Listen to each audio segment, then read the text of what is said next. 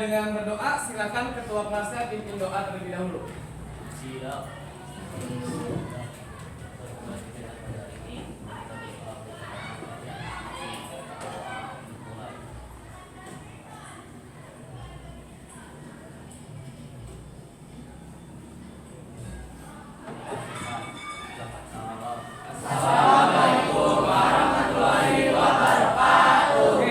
Bismillahirrahmanirrahim. Waalaikumsalam warahmatullahi wabarakatuh. Selamat pagi semua. Pagi, luar biasa.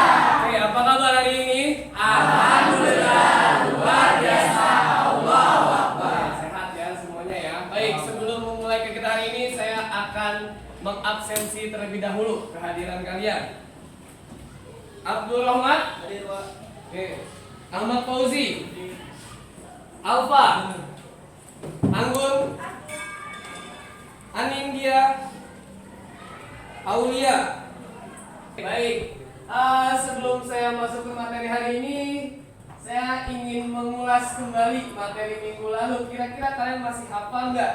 Ya, minggu lalu kan kita praktik dengan hitungan, ya, dengan ketukan dan sebagainya. Kira-kira agenda minggu lalu itu masih ada yang ingat atau tidak? Siapa yang ingin merefleksi pertemuan minggu lalu? Ya, Zahra, silakan. Kemarin kita melakukan prosedur merangkai gerak tadi. Yang pertama kita melakukan eksplorasi gerak, yaitu mencari gerak dari kehidupan sehari-hari. Terus setelah melakukan eksplorasi gerak, kita melakukan improvisasi dari gerak yang sudah kita lakukan. Kemudian kita melakukan evaluasi, yaitu berdiskusi bersama teman kelompok untuk mengambil tarian yang sudah kita lakukan. Oke, mencari gerakan yang sudah kalian temukan. Lalu, Kemudian terakhir kita mengkomposisikan. tujuan pembelajaran kita hari ini, ya, dimana setelah melihat materi hari ini, ya, kita melanjutkan apa yang sudah kita lakukan di minggu lalu, yaitu setelah melihat PowerPoint, kalian dapat menganalisis gerak tarik kreasi berdasarkan fungsi, kemudian bentuk, jenis, iringan, dan nilai estetis seperti yang tadi dijelaskan oleh Fauzi. Ya, baik. Selanjutnya, setelah melihat pertemuan hari ini, materi hari ini, kalian dapat menganalisis gerak tarik kreasi berdasarkan nilai estetis dan iringannya. Kalau minggu lalu masih dengan ketukan, dengan hitungan, sekarang dengan iringan.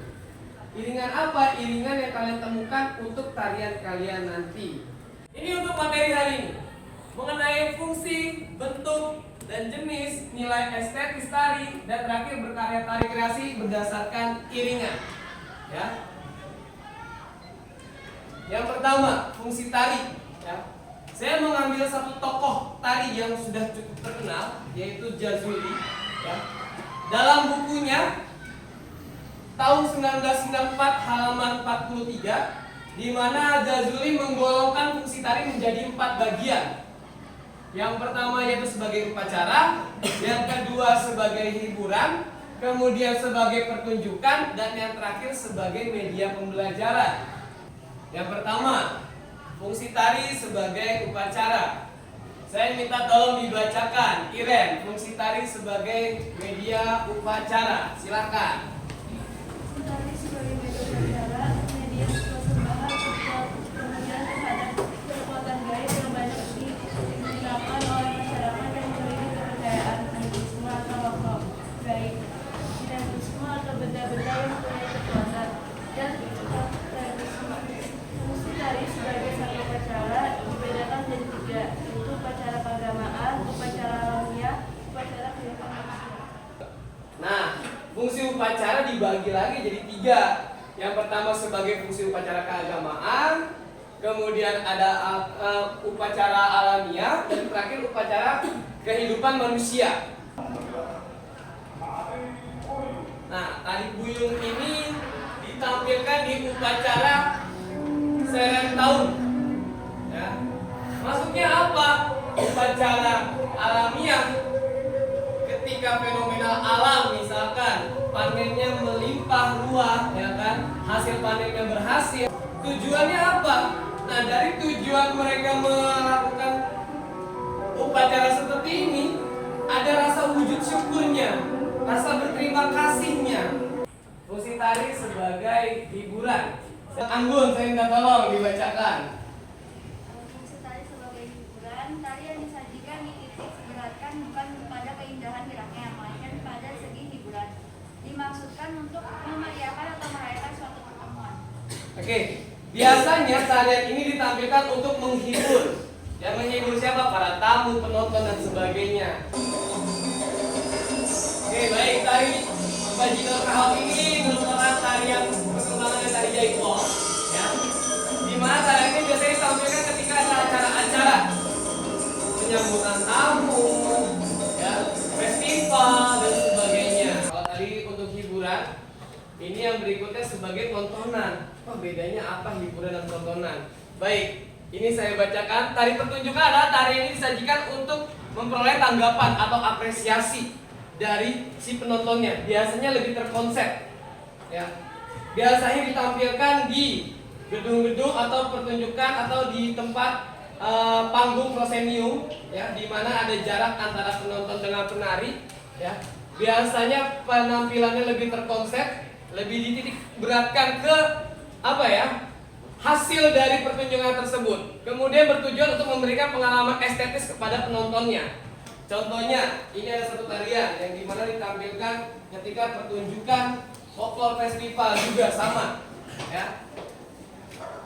Dimana penonton resmi, ya, mereka nanti akan berapresiasi, memberikan tanggapan, ya, memberikan komentar, kritik dan sebagainya.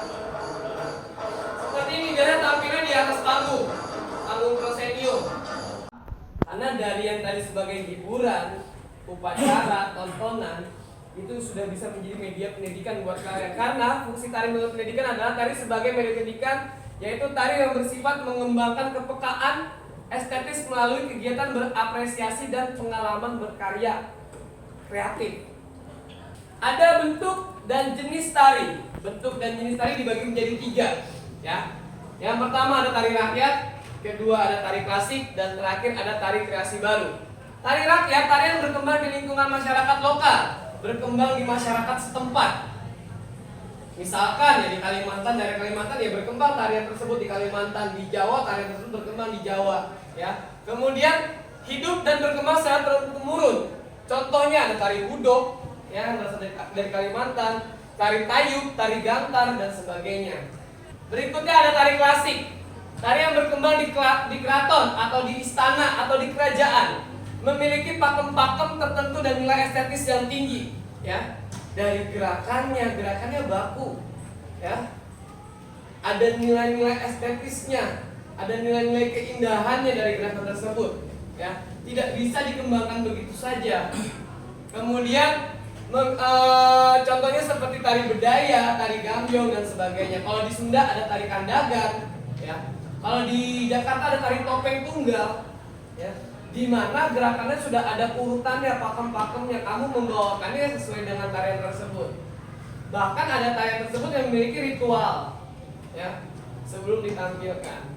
Yang terakhir tari kreasi baru, di mana tari kreasi baru yang dikembangkan sesuai dengan perkembangan zaman.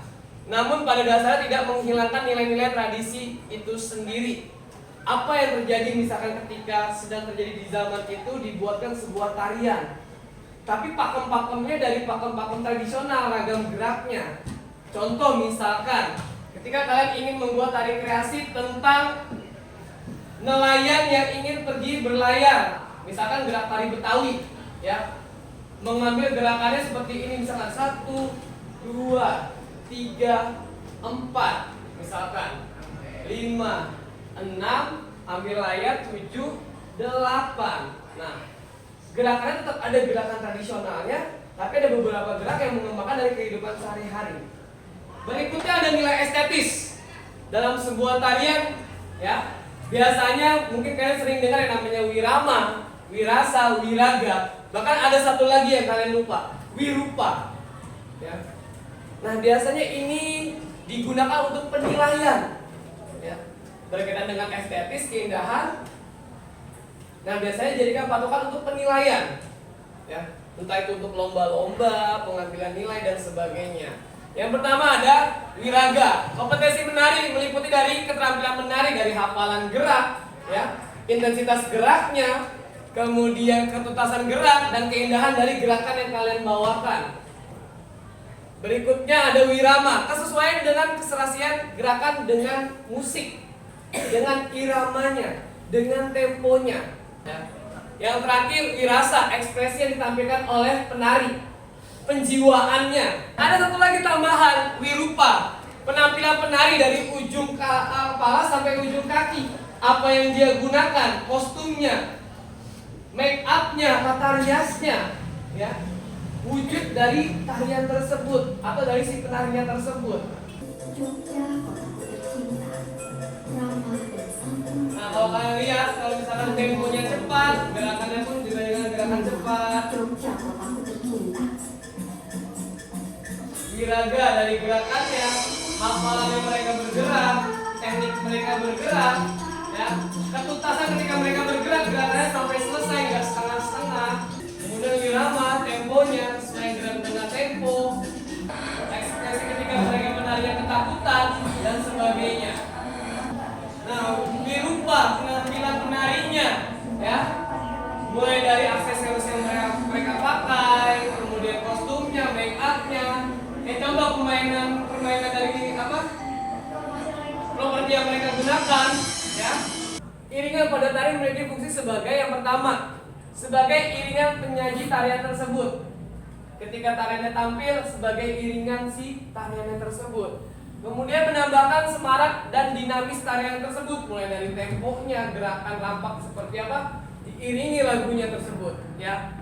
Mengatur dan memberi tanda efektif gerakan. Ketika dia harus berhenti seperti apa, ada iringan musiknya.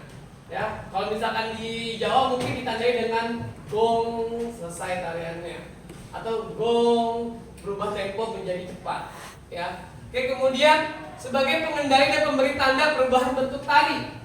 Misalkan adegan tarinya pertama gerakannya mengalun, diiringi dengan musik-musik mengalun. Ketika ada perubahan gerak, mungkin ada kode, entah itu dari gendangnya kah mungkin, atau dari gong dan sebagainya, berubah gerak jadi temponya gerakannya rampak, diiringi dengan musik rampak dan sebagainya. Nah, yang terakhir sebagai penentu dan memberi tanda awal dan akhir tarian. Dalam tari ada dua jenis, ya. Yang pertama ada musik internal, yang berikutnya ada musik eksternal. Musik internal adalah musik atau bunyi-bunyian yang berasal dari anggota tubuh.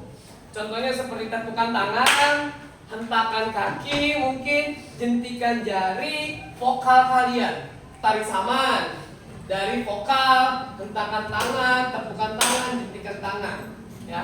Kemudian musik eksternal, bunyi-bunyian atau suara yang berasal dari alat musik atau instrumen, ya, di mana dari tarian tersebut diiringi oleh musiknya tersebut. Contoh seperti tari Papua tadi, ya, diiringi dengan alat musik gitar, kemudian mungkin gendang dan sebagainya.